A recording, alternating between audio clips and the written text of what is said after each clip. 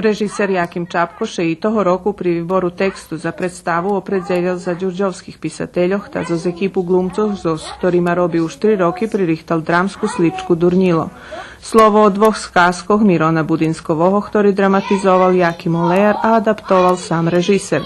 U predstavi glumije školjare od 3. po 6. klasu, a u tehničnej ekipi učestvuju starši glumci i členi upravnog odboru društva.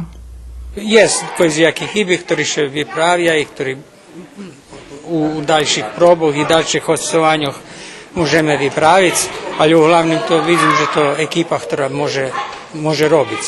Kiedy ja im preniesol nejaké znanje i iskustvije, vidiš je potpuno interesno. Za 100. predstavu Kulturno-umetnické društvo Taras Ševčenko po projektu z budžetu opštiny Žabelj dostalo 40 000 dinari. Druhé vyvodzenie predstavy ďurđovských glumci budu mať 23. apríla na dramskim memoriálu u Ruskim Keresture, a potom planujú obísť i všetky druhy ruských mesta.